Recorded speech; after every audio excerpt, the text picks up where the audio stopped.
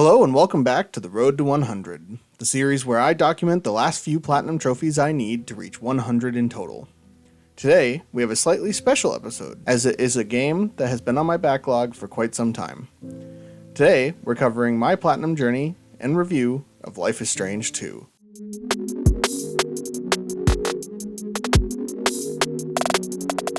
See, this is a special game because with this platinum, I officially have the platinum trophy for all 4 Life is Strange games. I had done the other 3 in previous platinum challenges, which you can see in the info card above, wink wink nudge nudge. But anyway, knowing that this was my last one has made it an absolutely necessary entry to this series. So let's get to my thoughts and the trophy journey. Life is Strange 2 is an interesting game. It has very little to do with the first game, minus a very few small cameos. And with that, we are introduced to a whole new cast of characters. And honestly, I can't stand the main characters. Sean and Daniel are set up to have the same kind of dynamic as something along the lines of Joel and Ellie or Kratos and Atreus, but I think the writers forgot to actually make them love each other. Because honestly, you can't convince me that these two people actually like each other at all. During any part of the game. Even sibling love. They'd spend 90% of the game yelling at each other or being angry at each other. It made it really difficult to connect with or care about anything that happened to them.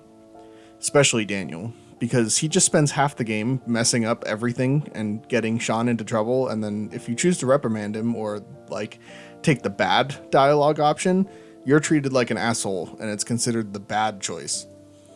It just bothered me, as I really wanted to tell Daniel that he sucks, and the game didn't really let me. Aside from the characters, I thought the story was fairly interesting.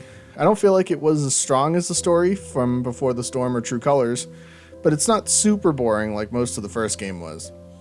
I especially liked the supporting characters like Brody and the hippie gang you run into about halfway through. They made the game move much faster and made the experience a lot more bearable. I also really liked The Awesome Adventures of Captain Spirit, which is a free side download that I played that really enhances the part of the story when you finally get to it.